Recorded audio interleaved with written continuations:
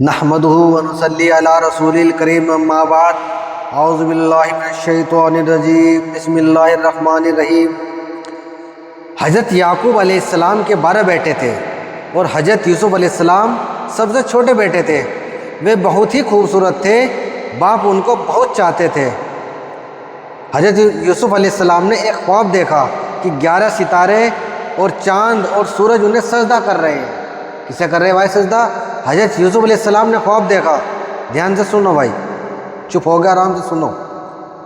انہوں نے یہ خواب اپنے باپ کو بتایا۔ باپ نے حضرت یوسف علیہ السلام کو منع کر دیا۔ کیا منع کر دیا؟ کہ یہ خواب اپنے سوتیلے بھائی کو نہیں بتانا۔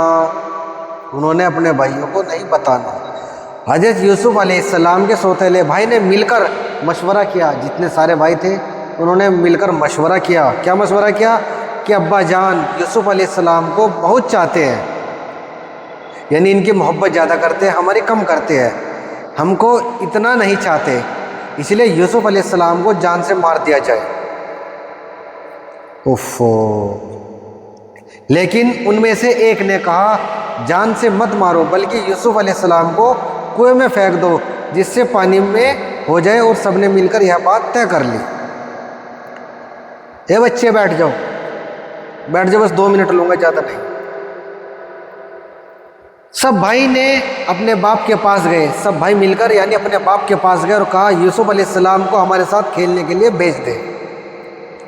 انہوں نے تو مشورہ کر لیا تھا اور حضرت یوسف علیہ السلام کو کہا اپنے باپ سے کہ نہ ہمارے ساتھ کھیلنے کے لیے بھیج دو۔ ان کے باپ حضرت یعقوب علیہ السلام نے کہا کہ مجھے ڈر ہے کہیں تم کھیل میں لگ جاؤ اور کوئی بھیڑیا جنگل میں اس کو کھا جائے۔ بھائیوں نے کہا کہ ہم طاقتور جماعت ہے، ایسا کیسے ہو سکتا ہے، یعنی ہم 11 کی جماعت ہے، ہم ایسا ہرگز نہیں ہونے دیں گے۔ آخرکار باپ نے حضرت یوسف علیہ السلام کو بھائیوں کے ساتھ بھیج دیا۔ بھائیوں نے ان کو ساتھ لے جا کر ایک اندھیرے کنویں میں پھینک دیا،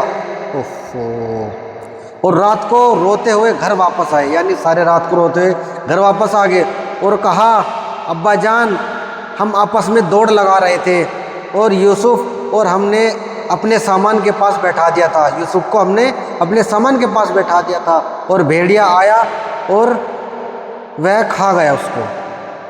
ثبوت کے لیے ایک کرتا خون لگا ہوا باپ کو دکھا دیا، یعنی ثبوت کے طور پہ جو خون لگا ہوا تھا وہ بھی دکھا دیا کہ باپ کو یقین آ جائے۔ بوڑھے باپ کیا کرتا، صبر سے خاموش ہو گئے اور لیکن انہیں بیٹے کی جدائی میں روتے رہے۔ جس کنویں میں حضرت یوسف علیہ السلام کو پھینکا تھا اس کے قریب ہی ایک قافلہ آیا اور انہوں نے پانی نکالنے کے لیے ڈول کنویں میں ڈالا۔ ڈول کنویں میں ڈالا، ایک قافلہ جا رہا تھا ادھر کو، اور دیکھا کہ ایک خوبصورت کنواں، ایک کنویں میں خوبصورت لڑکا کنویں میں ہے، یعنی کنویں کے اندر ایک خوبصورت لڑکا ہے۔ انہوں نے باہر نکال لیا اور جب قافلہ مصر پہنچا تو مصر کے بادشاہ نے ان قافلے والوں کو تھوڑی قیمت دے کر اسے خرید لیا۔ حضرت یوسف علیہ السلام کو تھوڑی قیمت دے کر انہوں نے خرید لیا اور اپنی بیوی زلیخا سے کہا اس کو پالو، ہو سکتا ہے ہم اس کو اپنا بیٹا بنا لیں۔ حضرت یوسف علیہ السلام جوان ہو گئے، ان کی خوبصورت و وجاہت و عقل مندی اور بڑھ گئی، یعنی آخرکار وہ نبی بننے والے تھے، ان کی خوبصورتی، ان کی عقل مند باتیں ان کی اور بڑھ گئی۔ زلیخا عزیز مصر کی بیوی ان پر فریختہ ہو گئی اور انہوں نے ان کے نفس کی جانب سے پھسلانے لگی۔ ایک روز اس نے اسے کمرے میں سارے دروازے بند کر دیے اور حضرت یوسف علیہ السلام نے یہ حالت دیکھی تو خدا سے پناہ مانگی اور دروازے کی طرف بھاگے۔ زلیخا نے پیچھے سے اپنی قمیض پکڑ لی اور قمیض پھٹ گئی، یعنی حضرت ابراہیم علیہ السلام کی قمیض پھٹ گئی پیچھے سے۔ اس وقت عزیز مصر یعنی زلیخا کا شوہر بھی دروازے پر آ گیا اور زلیخا نے الٹا الزام حضرت یوسف علیہ السلام پر لگا دیا، یعنی حضرت یوسف علیہ السلام پر الٹا الزام لگا دیا اور اپنے خاوند سے کہا یہ شخص تیری بیوی کی آبرو بے آبرو کرنا چاہتا تھا، اس کی سزا اس کو ملنی چاہیے۔ حضرت یوسف علیہ السلام نے کہا میں بے گناہ ہوں، بلکہ یہ عورت مجھے پھسلانے کی کوشش کر رہی تھی مگر خدا نے مجھے اس سے بچا لیا۔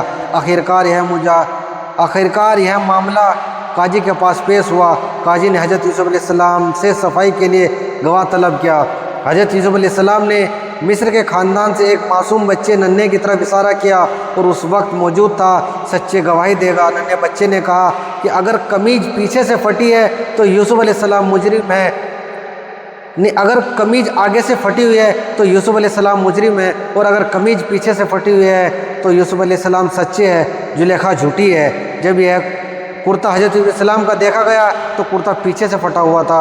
حضرت مصر نے حضرت یوسف علیہ السلام سے کہا اس بات کو جاننے دو۔ زلیخا نے کہا کہ تم معافی ہے۔